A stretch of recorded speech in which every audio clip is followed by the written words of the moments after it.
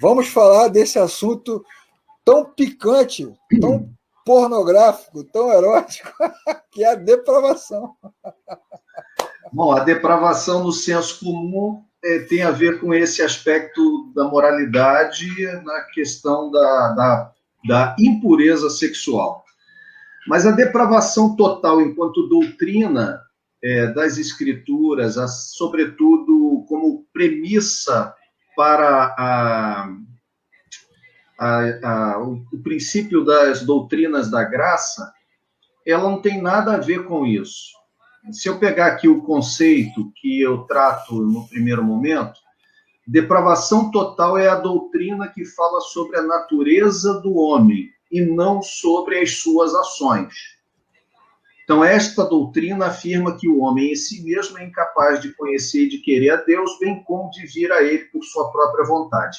Bom, em suma, né, traduzindo um pouco melhor, depravação total ela é mal compreendida nos seus dois termos. Primeiro, depravação, e segundo, total. Por isso que alguns teólogos propõem que ela seja chamada de depravação radical ou inabilidade total. Por quê?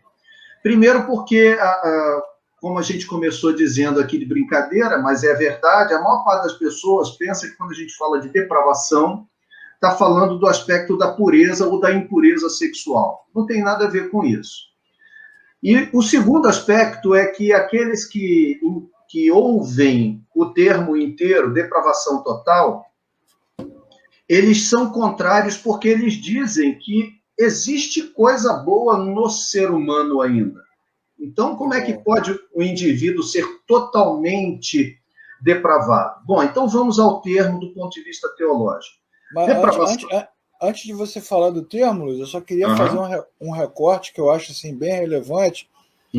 Essa abertura que você está fazendo, mostrando que a gente, quando estuda Bíblia ou teologia, a gente não morre abraçado com expressões e conceitos. A gente estuda para refletir sobre esses assuntos, porque há pessoas, né, que morrem abraçadas com expressões e conceitos que já caíram, que já mudaram. Né? Então, sagrado para nós, cristãos, sagrado, inerrante, infalível, inspirado, é a mensagem das Escrituras. Todo o resto ele é discutível. Né? E o problema das denominações é exatamente esse, é sacralizar o que não é sagrado, né? É tornar sagrado e inspirado aquilo que é conceitual. Então é muito legal a gente ver a evolução do conceito. Depravação total lembra muito essas coisas da Idade Média, né? Que, para quem nunca assistiu o filme O Nome da Rosa, ou nunca leu o livro do Humberto Eco, né?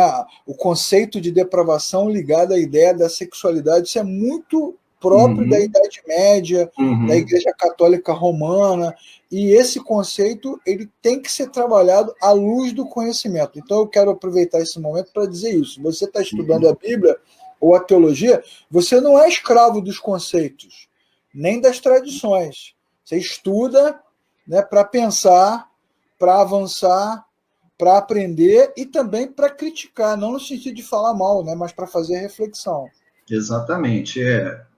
E até a própria palavra crítica, como você citou, já é mal compreendida. Porque se falou em crítica, você já está pensando que é alguém que está falando contra você, verdade, que o argumento é contra a pessoa, né, ad hominem, mas, na verdade, o argumento deve ser sempre uma discussão de ideias. Bom, mas aí, então, depravação total fala não de ações humanas, no primeiro momento, né? Essencialmente da natureza do homem. É óbvio que uma natureza maculada, ela desembocará nas ações humanas. Bom, então o que diz a depravação? O que significa a depravação total? Significa que todas as áreas, não o indivíduo, não significa que ele é tão mau quanto ele pode ser, mas significa que ele foi maculado pelo pecado em todas as áreas da sua existência. Sua vontade, seus sentimentos, suas emoções, sua vida física.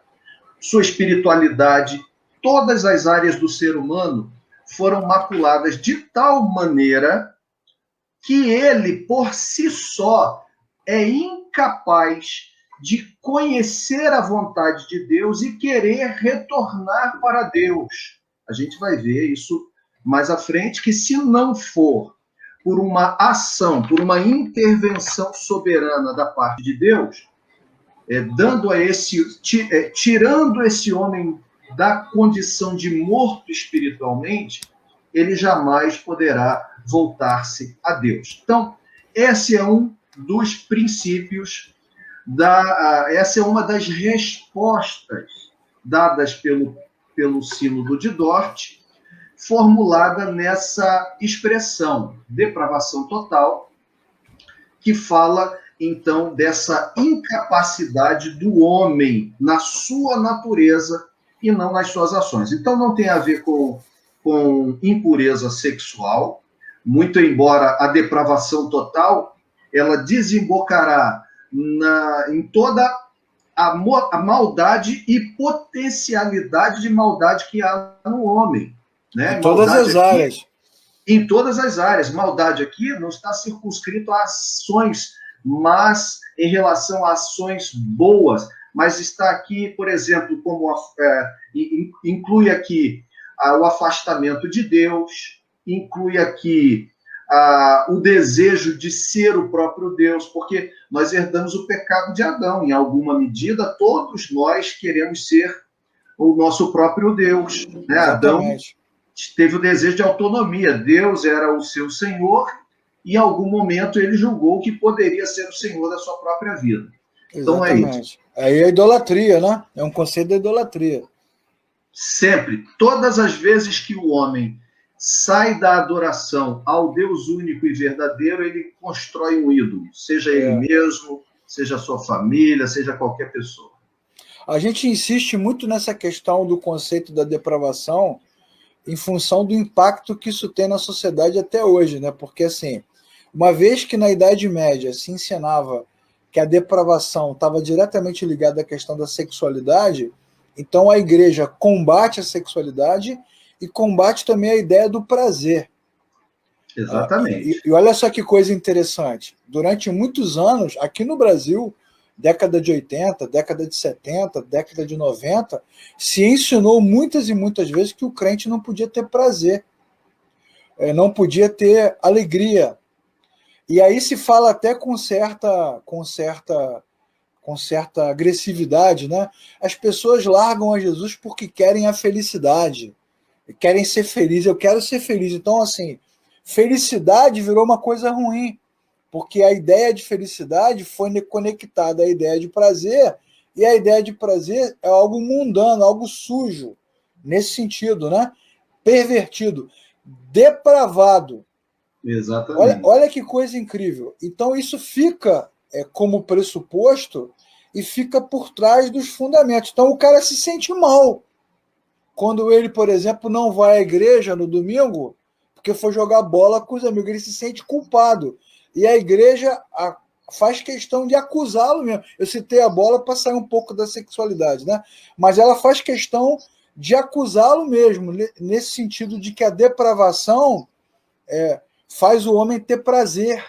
E esse prazer, ele é sujo. E é engraçado que nos anos 80, não é da sua época, né, Luiz? Porque você é muito mais novo do que eu. A gente não usava essa palavra na igreja, prazer. Inclusive nas versões bíblicas, usava gozo do espírito.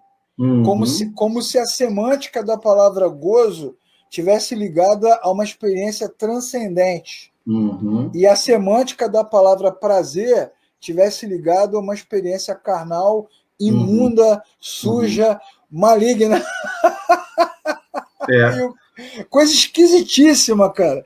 Então, estudar sobre esse assunto, que você já falou, é muito importante, porque a depravação atinge o homem em todas as áreas. Ou seja, até o bem que o homem faz é um bem ruim. Para você ter ideia, Leclerc, eu tenho um grande amigo cristão que eu não tenho contato com ele há muito tempo. Um enfermeiro de de um hospital de ponta no Rio de Janeiro, e o conheci num trabalho evangelístico que eu comecei a fazer lá na década de 90. E ele se associou a esse trabalho, depois eu o conheci, tive a oportunidade de conhecer a igrejinha dele, ir lá pregar, lá em Belford Roxo, um lugar chamado Recanto, que é o final de Belford Roxo. Quando termina o mundo, você anda mais uns 15 quilômetros, você chega lá. Eu brincava, eu zoava ele a beça com esse negócio. Uma pessoa muito querida, mas ele vinha de uma tradição muito rígida nesse sentido, da questão do prazer, e na questão, e muito rígida na questão dos costumes. Sim. Né? Uma vez eu o convidei para vir à minha casa, na época eu morava muito próximo à casa do meu sogro, tinha uma piscina lá na casa dele, e ele passou o final de semana aqui em casa. Aí, no sábado de manhã cedo, ele tinha um filhinho pequeno, um menino querendo entrar na piscina, eu já estava de sunga. E eu percebi que ficou um negócio assim meio esquisito, porque ele não queria entrar na piscina. Não vou entrar, não vou entrar. Eu falei, mas por que não vai entrar, cara? A gente está aqui. Ele tá, não vou entrar, não vou entrar. E o menino chamando ele para entrar. E aí, lá pelas tantas, eu falei, entra, rapaz, o que é? Você não trouxe roupa? Não, eu te empresto um short, uma coisa. Aí ele virou para mim e falou assim, varão, você quer saber o que? Se eu posso botar uma bermuda? Eu posso botar uma bermuda, varão. Eu falei, rapaz, eu não estava nem pensando nisso. Eu sei que é. Com muito custo, ele botou uma bermuda que eu emprestei para ele, uma bermuda jeans, e entrou na piscina de camisa com a bermuda jeans. E aí a gente foi conversar sobre isso posteriormente, e aí ele disse mesmo, ele dormia de calça, de cinto, de camisa, tinha relações com a sua esposa nessas condições, ela também, e por incrível que pareça, ela também, uma moça bonita, tinha um cabelão enorme, não podia cortar o cabelo, nem nada, você vê, eu nascido numa comunidade, e ele de um costume desse tão rígido, né? É verdade. E a gente conversando. Aí eu os levei à praia aqui na região oceânica, achando que estava abafando, né? Poxa, vem cá para você conhecer as praias mais bonitas do Brasil. Você só apresentando o pecado pro cara, né? Só levando ele pro pecado. Cara, poxa, e eles assim... Constrangido, né? Constrangidos. E depois que eu fui entender aquilo, isso tem bastante tempo, eu não tinha tanto tempo também de vida cristã. É assim falei, mesmo. Cara... isso tem a ver com esse ensino ruim, né? A gente está vendo agora nas redes sociais, com toda essa situação que o Brasil está vivendo, o reflexo desse ensino ruim que é dado nas igrejas. Quando eu era garoto, por exemplo, a gente não podia rir dentro da igreja. Se você estivesse rindo, vinha o diácono troglodita, o diácono assassino. Tá rindo de quê, garoto? Você não podia rir, porque rir, isso o Humberto Eco expressa bem na sua obra, rir tem a ver com descontrole, né? Tem a ver com prazer excessivo, e isso é resultado da depravação. Daí vem também essa coisa da religião ter esse, como é que eu posso dizer, esse estereótipo, né, do líder, do crente sisudo, né? Sempre sério. Contido, sempre... né? É um cara contido, não é um cara que extravasa o seu sentimento. Então, ele é contido no choro, ele é contido no sorriso, na risada, na gargalhada, na alegria. Agora, Leclerc, olha só, façamos um contraponto aqui. Existe o outro lado dessa mesma moeda. Com certeza, muito bem colocado. Que é aquele lado do pode tudo, de que a vida não interessa, de que tudo é relativo, está tudo liberado, pode viver de qualquer maneira, e aí a gente tem visto um monte de gente sob esse pretexto enfiando o pé na jaca com tudo que tem direito, né? Verdade. Assim, eu atribuo, você já me conhece, né? Eu atribuo esse pensamento extremo do chutar o balde ao radicalismo do não pode sorrir. Uma coisa, uma polarização provoca outra. Porque nós deveríamos, nas comunidades, ensinar as pessoas a pensar e a ter uma vida digna à altura do evangelho. Só que toda vez que você fala de evangelho digno, de vida digna, cai na discussão moral o tempo todo. Cai na discussão moral. né? E a depravação, como você já explicou, passa pela moral, passa pelo intelecto, passa pelo sentimento, passa por tudo, né? Não passa por todas as áreas do homem, e não apenas por essa. Exatamente. Bom, vamos avançando aqui um pouquinho, então. Então, eu tenho aqui na proposta do slide seguinte, depravação total ou inabilidade total. O que eu digo aqui? Quando o calvinista, eu vou chamar o reformado aqui de calvinista, porque no que diz respeito à soteriologia, esses pontos da doutrina da graça, é assim que ele é conhecido, né? Então, quando o calvinista fala do homem como sendo totalmente depravado, quer dizer que sua natureza é corrupta, perversa e totalmente pecaminosa. O adjetivo total, então, não significa que cada pecador está tão completamente corrompido em suas ações e pensamentos quanto lhe seja possível ser. Perceba que o homem depravado totalmente, ou seja, aquele homem que foi maculado pelo pecado, todo ser humano maculado pelo pecado, em todas as áreas da sua vida, ou seja, corrompido, por isso chamado, alguns teólogos preferem a depravação radical, porque ele é radicalmente tocado, ou seja, todas as áreas foram tocadas na questão do pecado. Ele pode ser um excelente pai de família, ele pode ser um excelente cidadão, ele pode ser uma pessoa maravilhosa, ele pode fazer parte de uma sociedade, do ponto de vista humano, como é que a gente diz, civilizada.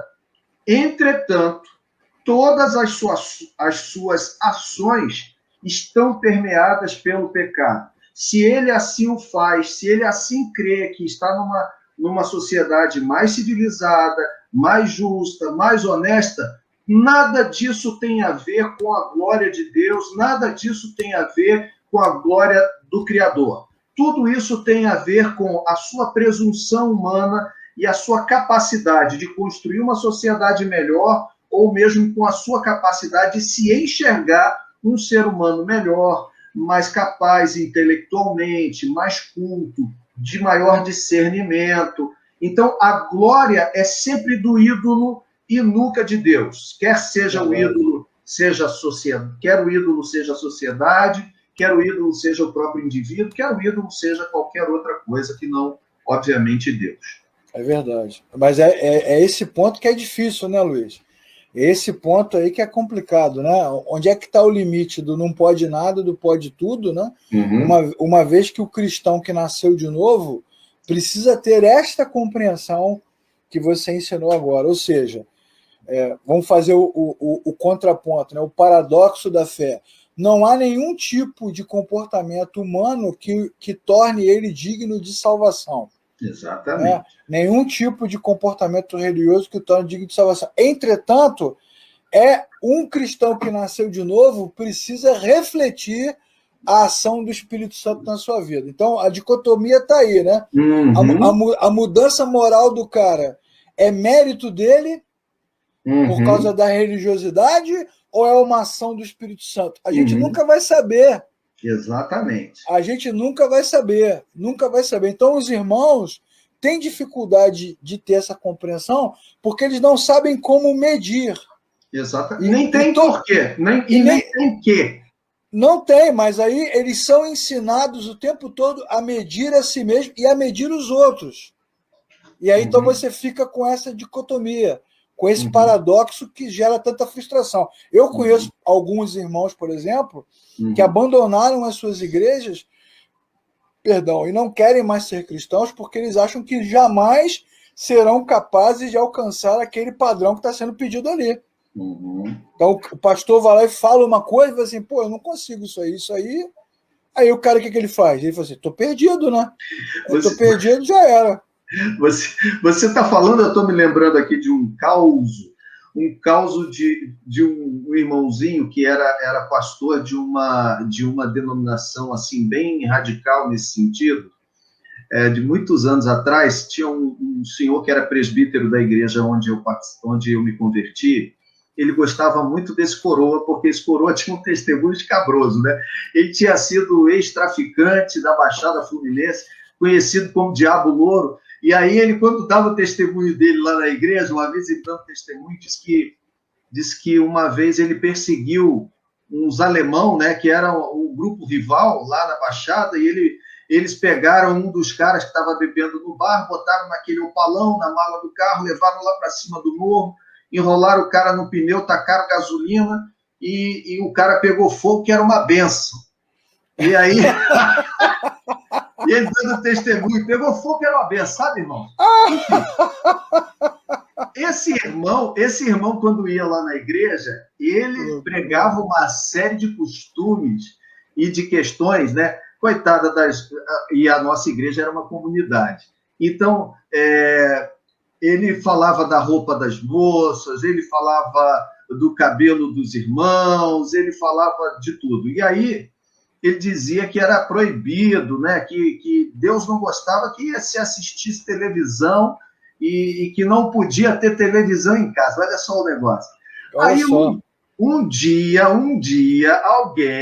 alguém da igreja, um evangelista, tendo mais intimidade, frequentando, andando mais com ele, foi na casa dele, descobriu que a esposa dele era telespectadora assídua do Vale a Pena Ver de Novo. E tinha televisão em casa. Olha, rapaz, aquilo. Acabou a moral do ano. Acabou totalmente, porque aquilo que era dito no púlpito e era proibido no púlpito, né? Ele fazia uso dentro da casa dele. Olha que delícia. Pois é, isso é normal, né? A gente vê, assim, esse evangelho moralista, né? Baseado não na cruz, mas no moralismo, ele vai criando balizas e as pessoas não conseguem se encaixar, né? Nem as pessoas que estão pregando, né? Como Paulo disse a Pedro lá em Gálatas, você quer impor sobre os gentios um comportamento cultural que nem você consegue cumprir. Então, os caras vão falando que é legal, porque dá aplauso, né? Dá glória a Deus, dá efeito prático, mas na prática isso não funciona. E aí muitos irmãos acabam abandonando uma fé, se frustrando. Não alcançando um padrão, porque também Cristo não exige esse padrão. Exatamente. Então, o termo é usado para indicar que todo ser do homem foi afetado pelo pecado, como eu já disse. A corrupção estende-se, então, a todas as partes do homem, corpo e alma, ou, se você for tricotomista, corpo, alma e espírito. Eu não sou tricotomista, não, mas eu sou tricolor. Também sou tricolor, e também não sou tricotomista, não. O pecado afetou a totalidade das faculdades humanas, ou seja, sua mente, sua vontade e etc. Né? Então, segundo a Confissão de Fé de Westminster, a gente tem isso aí. Segundo, também se pode usar o adjetivo total para incluir nele toda a raça humana, sem exceção. Legal. Nesse sentido, sim. Né? Então, como resultado dessa corrupção inata, o homem natural é totalmente incapaz de fazer qualquer coisa espiritualmente boa. Isso quer dizer o voltar-se para Deus, isso quer dizer realizar qualquer tipo de obra para a glória de Deus. Porque sem Cristo, sem a obra do Espírito, que precede a conversão, e já estou aqui jogando pérolas lá para frente, que precede a conversão, e sem Cristo na vida do indivíduo, ele nunca fará nada realmente bom do ponto de vista espiritual, ainda que ele seja um homem de boas ações, que diz respeito à sua relação, suas relações humanas. Mas espiritualmente isso não conta como sendo bem, porque ainda que seja bom do ponto de vista humano, o é com o objetivo de glorificar a si mesmo. Exatamente. De glorificar ao outro. O outro também pode ser um ídolo. Pode. E lembra que nunca há uma inversão de valores dos mandamentos. Em todo momento, tanto no Decálogo, em Êxodo 20, quanto depois nessa construção, no resumão da lei no Novo Testamento, naqueles 2 grandes mandamentos do amor, amar a Deus sobre todas as coisas vem sempre em primeiro lugar. Então, exatamente. É isso que quer se dizer por inabilidade total, ou seja, o homem não tem a capacidade de voltar-se para Deus. A inabilidade referida, então, nessa terminologia, é a inabilidade espiritual. Significa que o pecador está tão espiritualmente falido, isto é, ele está morto, que ele nada pode fazer com respeito à sua salvação. O que o morto faz por si mesmo? Exatamente, não há um justo, né? Um justo sequer, não há ninguém que pratique o bem, afirma a Escritura lá. Não há quem busque a Deus, todos igualmente se extraviaram. Todos igualmente se extraviaram, é verdade. Ok? Terceiro, é evidente que muitas pessoas não salvas, quando julgadas pelos padrões humanos, possuem qualidades admiráveis e realizam atos virtuosos.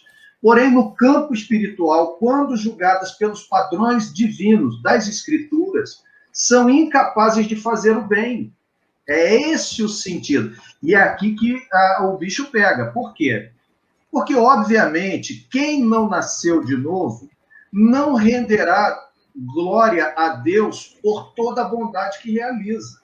Isso me lembra até aquela frase que a gente ouvia antigamente, né? Minha mãe é quase crente, né? Meu pai é quase crente. Só falta.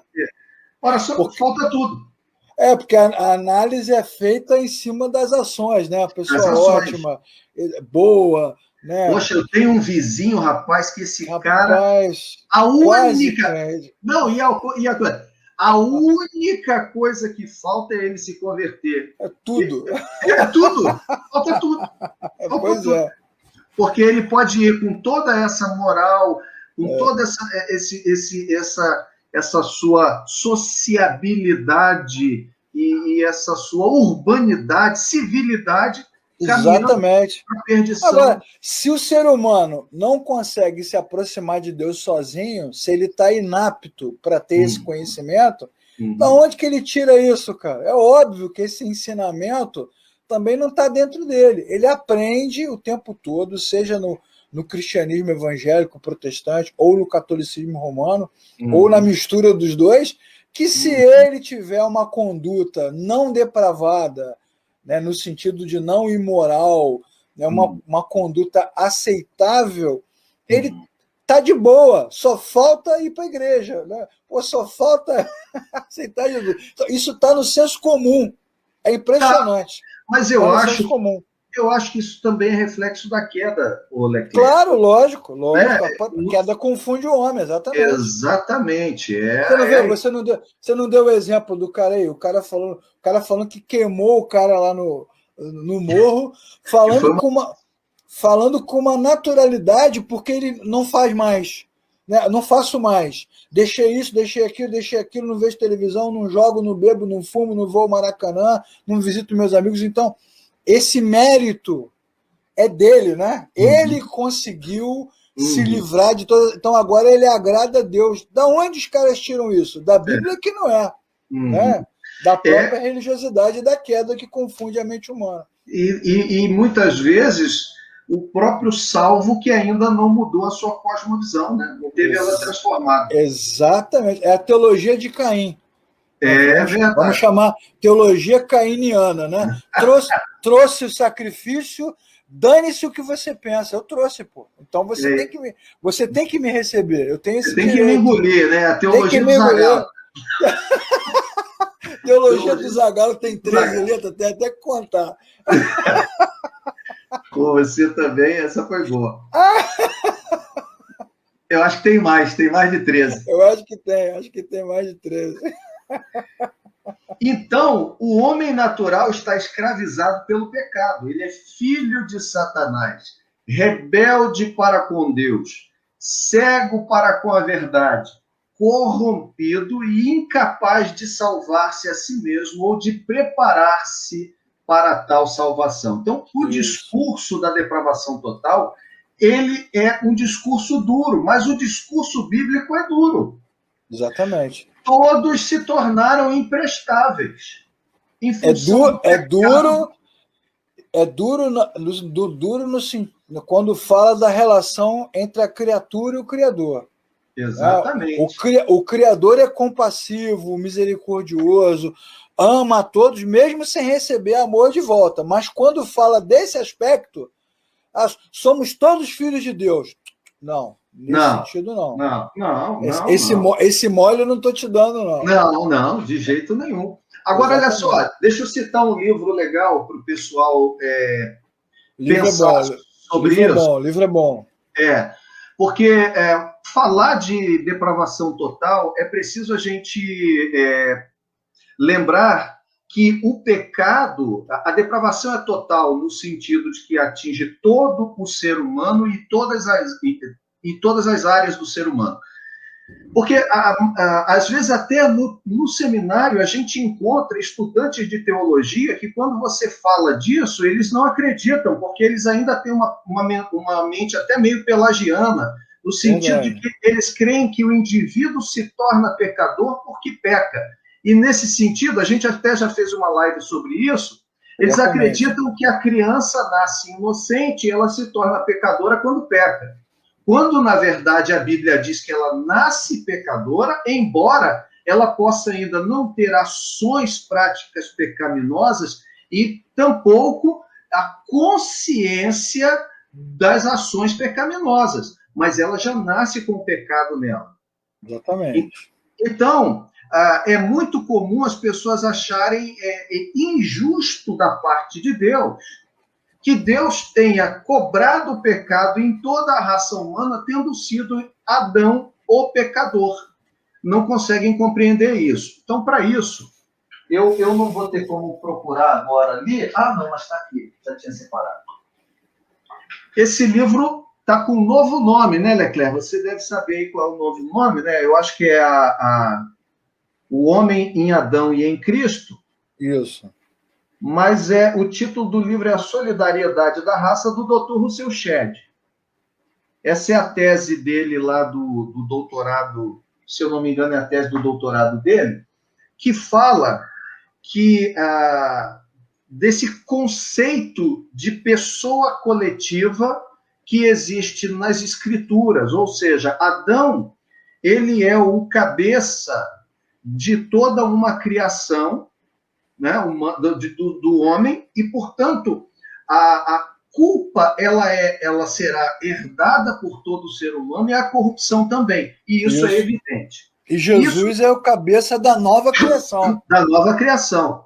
E exatamente. Por isso não tem a ver com aceitar ou não aceitar, com gostar ou não gostar. Isso tem a ver com o que a Escritura, mais uma vez, não é especulação filosófica, é a revelação. É isso que a Escritura diz. E é exatamente esse ponto, né? Teve uma pessoa que me mandou uma mensagem outro dia perguntando o que vocês querem dizer quando vocês falam que o curso que está sendo dado tem como único pressuposto as Escrituras e não a filosofia. É isso, é que por trás de todo o ensinamento tem uma antropologia filosófica. Então a gente está partindo de qual pressuposto, de qual base? A nossa base é bíblica. Exatamente. E para nós que somos cristãos e usamos a base bíblica, a palavra de Deus é uma revelação e nós cremos nela como verdade absoluta. Pronto, exatamente. Então, partindo desse pressuposto, a Bíblia diz a verdade quando afirma que por um homem, lá no capítulo 5 de Romanos, entrou a corrupção na humanidade. Exatamente. E por outro homem, que é Cristo Jesus, entrou a salvação na humanidade. Não é porque a gente entende, porque eu acho até, inclusive, Luiz, humildemente, que a gente vai passar a eternidade toda e não vai conseguir entender exatamente o que aconteceu. Né? Mesmo que Deus nos explique, está muito além da nossa capacidade humana, né? Da nossa limitação humana, compreender. Por isso que por isso que o apóstolo Paulo interrompe o seu ensino para dizer a profundidade das riquezas, né? O cara dá uma parada para fazer um momento de adoração diante da dimensão cósmica desse conhecimento. Então, não é uma questão de entender. É outro problema da educação religiosa. Todo mundo achar que tem que entender tudo. Nós que somos cristãos, primeiro cremos, depois estudamos. Primeiro cremos e depois estudamos. Depois a gente vê o fundamento da nossa fé. Exatamente. Agora, Leclerc, o que é interessante é o seguinte, eu penso que isso fica mais difícil ainda nos tempos em que nós estamos vivendo e ficará mais ainda, por causa do humanismo, né? Por causa da religião natural, da teologia natural, da filosofia natural, por causa do humanismo. E por causa da mistura de conceito. Eu quero até fazer uma reclamação aqui com o John Piper, que é meu amigo, frequenta a minha casa, entendeu? Pô, John Piper escreveu um artigo sobre hedonismo cristão. Pô, John Piper, ajuda a gente. Ajuda a gente, filho. Assim você não ajuda. Ai, caramba. Ele falando, eu sou hedonista cristão. Pô, cara, ajuda a gente, John. Ô, John. Mas o ponto, por que eu digo isso? Porque se você pensa... assim, lecionando, eu sempre percebo que há um certo desconforto até dentre os cristãos, no sentido de que essa ideia de depravação total é uma ideia um pouco autoritária, essa ideia de que a Bíblia é a verdade e a revelação, é entendida por muita gente, inclusive de dentro da igreja, que isso é autoritarismo da parte de Deus, porque a gente vive num tempo onde tudo precisa ser, primeiro, democrático, segundo, precisa ser, como é que a gente diz aí? Politicamente correto. Politicamente correto. Politicamente correto. E não é politicamente correto nem democrático Deus estabelecer de maneira arbitrária, né, as regras do jogo. Agora, eu costumo dizer para os alunos que, inclusive em matéria de salvação, né, porque o pessoal acha que em matéria de salvação a visão tem que ser do funcionalismo público. Deus é o presidente da República, né? É alguém que trabalha para o bem comum e que é funcionário de todos, e, portanto, para que ele seja justo, não pode haver nepotismo. Ele não pode escolher quem ele quer salvar, ele não pode puxar para dentro quem ele quer, porque senão isso é uma premissa do funcionalismo público, isso está errado, não pode. Só que eu falo para os alunos o seguinte, irmãos, vocês estão esquecendo que o universo não é uma grande repartição pública federal. Isso aqui não é uma democracia, isso aqui tampouco Deus é um grande agente público e nós temos direitos e que Deus está limitado. Deus é o dono da firma. Legal. A empresa é particular e ele emprega quem quer, ele salva quem quer, ele bota naquela posição quem quer porque é dele. Então, como é dele, ele lançou as regras do jogo. E o pecado de Adão foi achar que o dono da firma... Foi abrir o sindicato.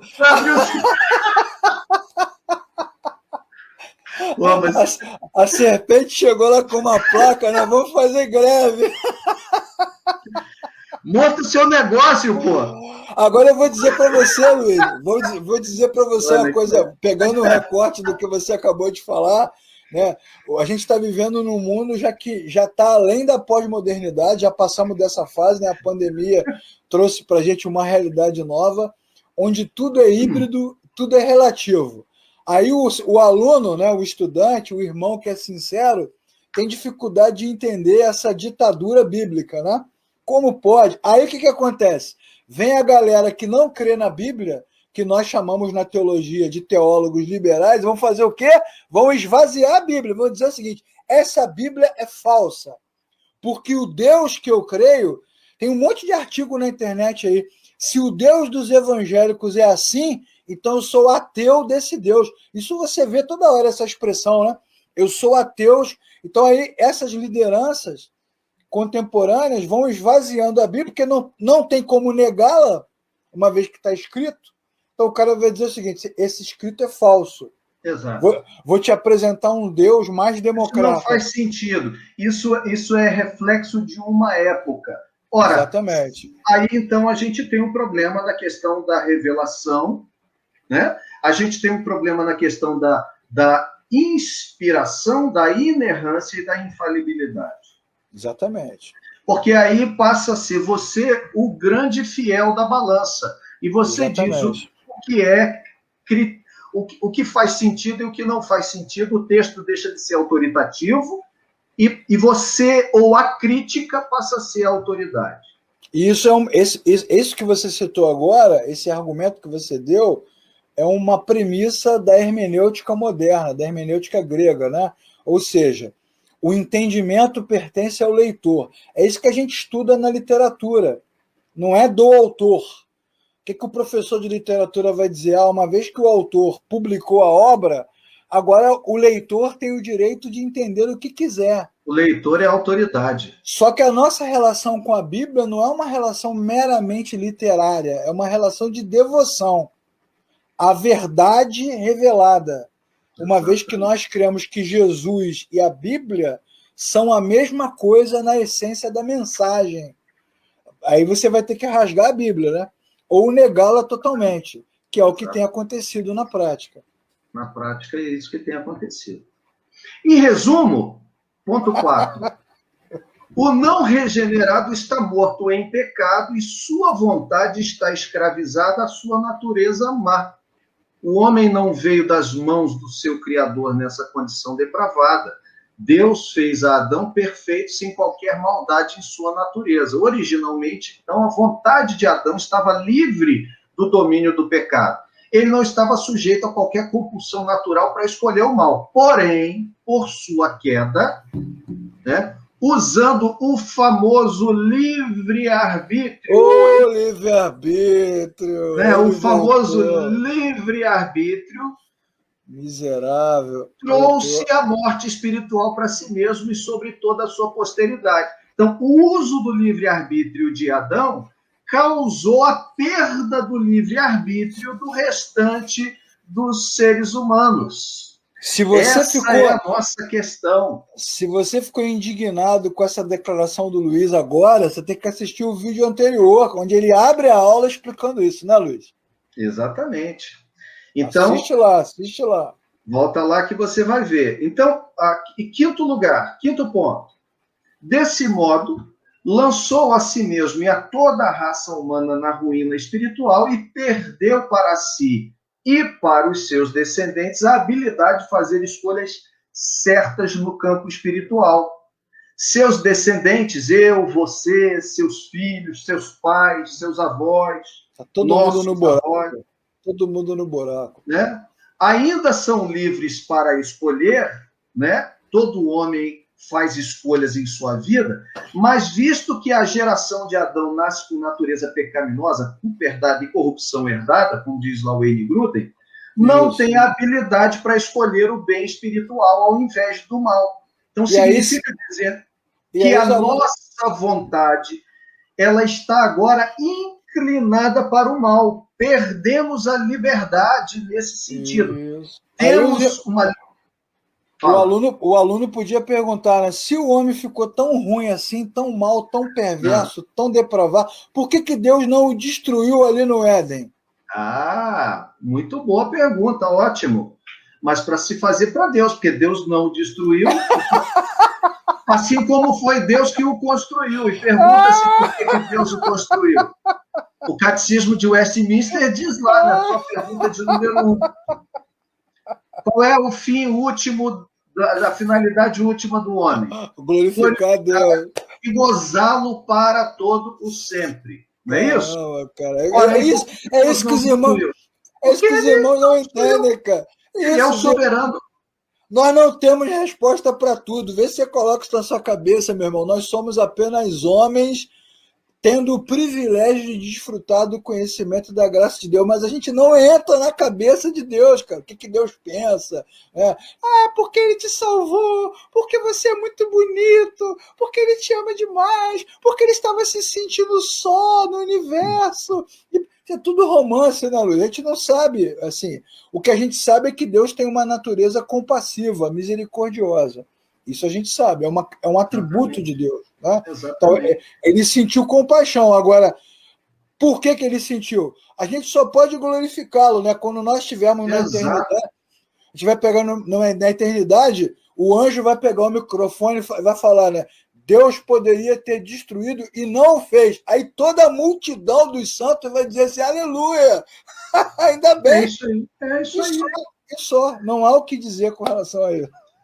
Por que Deus me fez assim, né? Não tem o poder, o oleiro não tem poder sobre o vaso, sobre o barro, para fazer o... Isaías, texto de Isaías, belíssimo. Não é isso? Então, cara, isso está no conhecimento de Deus, na vontade de Deus, mas é assim. O problema, Leclerc, que é difícil, sobretudo na época em que nós vivemos, trabalhar com esse conceito de soberania. Deus tem o direito, que ele é o dono de tudo, ele que criou tudo, então ele diz como é que deve ser. Ainda mais hoje em dia, desculpa, mas só para não perder, hoje em dia o pai tem o filho, cria o filho e etc., e ele tem que praticamente, junto com o filho, construir como é que vai ser aqui o governo da casa, como é que vai ser isso, senão ele não é democrático, senão ele não está antenado nos tempos atuais, senão ele não respeita o direito. Ora, que conversa é essa? Fala isso para meu pai lá. Falar para meu pai. Rapaz, mas isso é reflexo, como você já falou, desse tempo, de um tempo onde nenhuma autoridade se submete a outra. Isso vem de cima para baixo. Todo mundo quer exercer o poder. Então, o cara baixa um decreto, outro vem, baixa outro decreto, um manda, o outro desmanda. Então, isso tudo é um reflexo do nosso tempo. Então, assim, é difícil ter fé cristã, uma fé pautada em revelação, construída sobre pilares de soberania, numa época tão grega, né, tão antropocêntrica como a nossa. Né? A gente está aí não sei nem se é neo-greco, né? Mas é um greco pós-moderno, né? A gente vai descobrir lá na frente o que é, né? É verdade. Lá na frente a gente vai descobrir o que era que a gente estava vivendo. É verdade. Vamos avançar aqui, só 2 pontos, porque aí eu acho que dá para a gente terminar com esse bloco aqui hoje. E a gente volta a esse assunto, né? Beleza. Bom, isso. Por conseguinte, a vontade do homem não é mais livre. Isto é, livre do domínio do pecado, como era a vontade de Adão antes da queda. Por isso que a gente diz, Leclerc, que se a gente pensar em termos mais próximos do que seja livre-arbítrio, a gente precisa voltar a Adão. Por quê? Porque Adão não estava condicionado por pecado, pela queda. Então, ele podia fazer uma escolha moral, livre, isenta de influência do pecado na sua natureza. Ele podia escolher o bem espiritual, comer da árvore da vida, e ele podia escolher o mal espiritual, comer da árvore do conhecimento. Mas uma vez tendo escolhido livremente, do ponto de vista moral, comer da árvore do conhecimento, ele tornou-se escravo agora dessa sua natureza caída.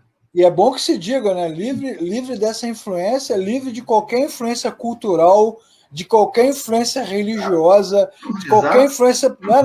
Ele foi homem na essência, e o homem, na sua essência, é isso aí, ele só pensa em si.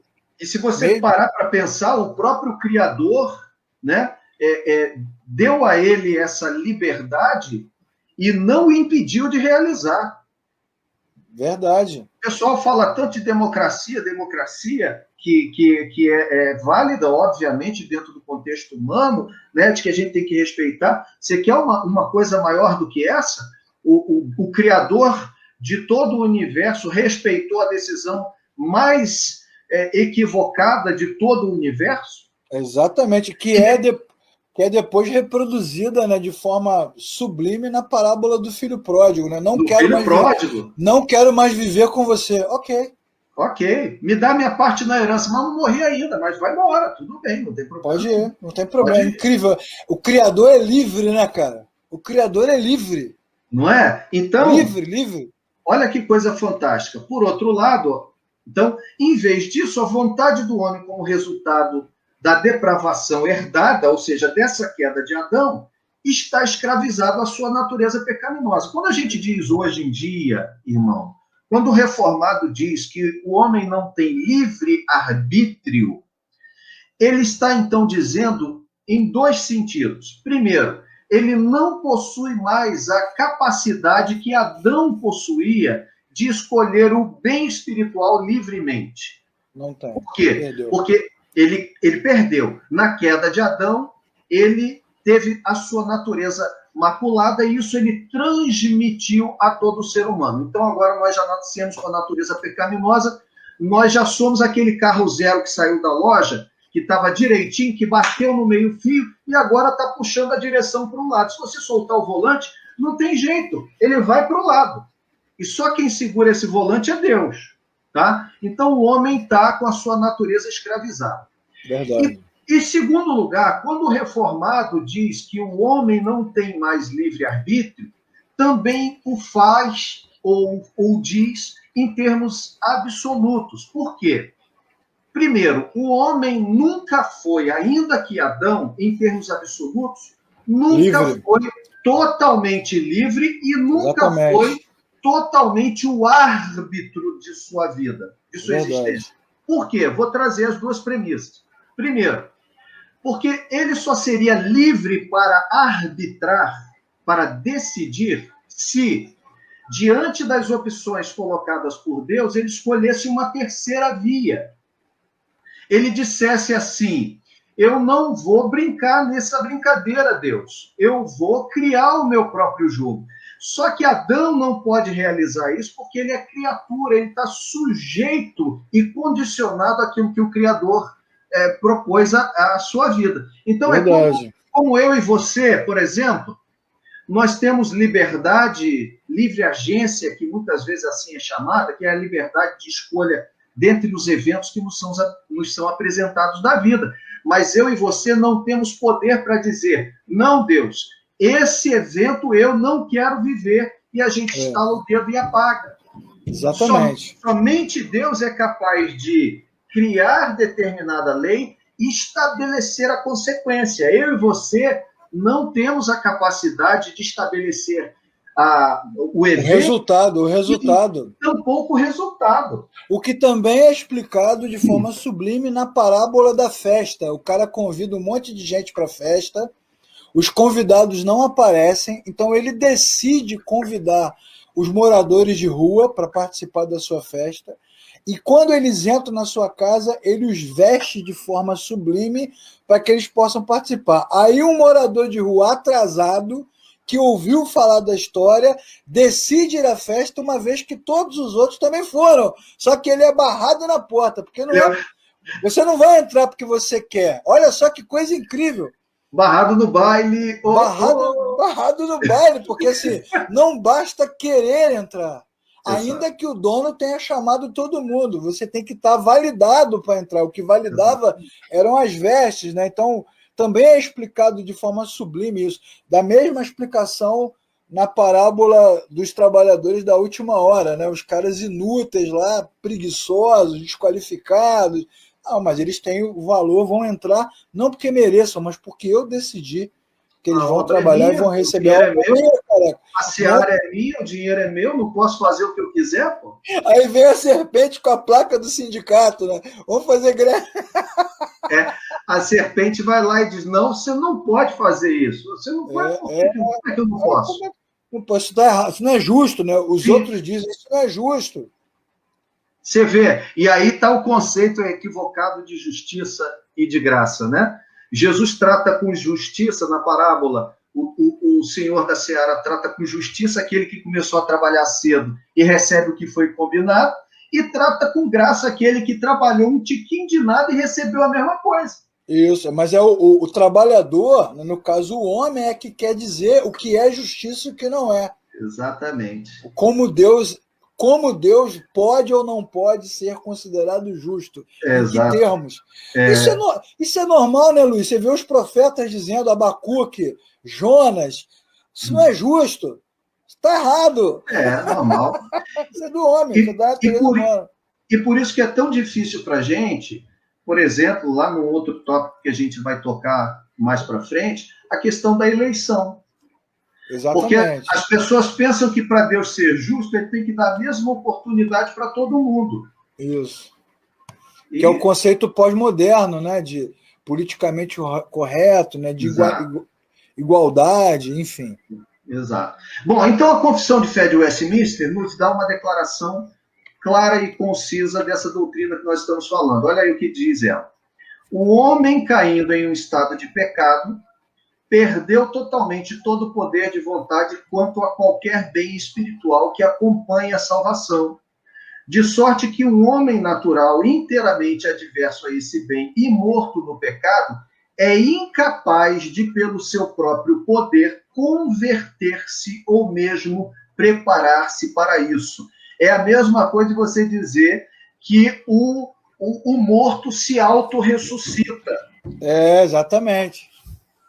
Né? Como é que o morto se autorressuscita?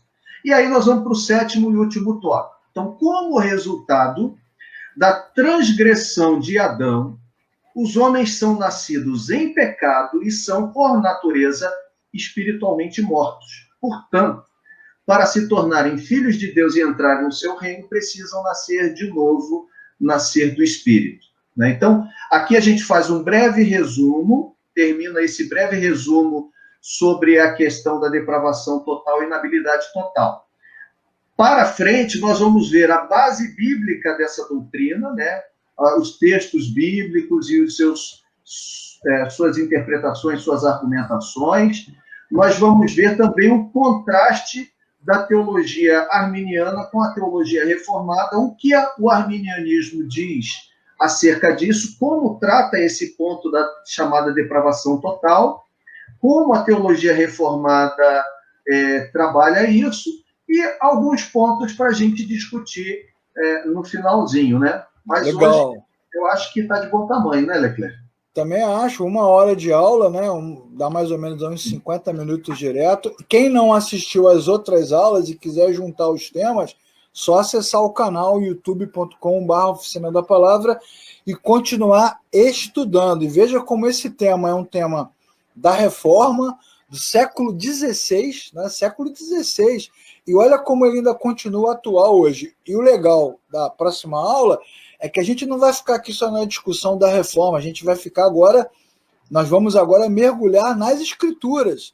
E aí já não é nem mais teologia reformada, né, Luiz? É teologia bíblica agora. Bíblica. Para o pessoal pode estar achando que a gente está falando, especulando demais só com slide, né? Mas tudo isso tem fundamentação e a gente vai mostrar para vocês aqui, tudo direitinho.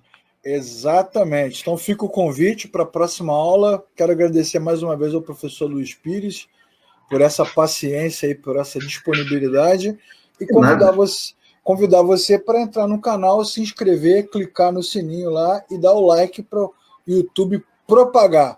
Vamos espalhar o conhecimento, né? Porque a palavra de Deus é poderosa para mudar a mente e o coração do homem. Valeu, legal. Luiz. Valeu, Leclerc. Um abraço. Obrigado a você que esteve conosco também até agora. Tá?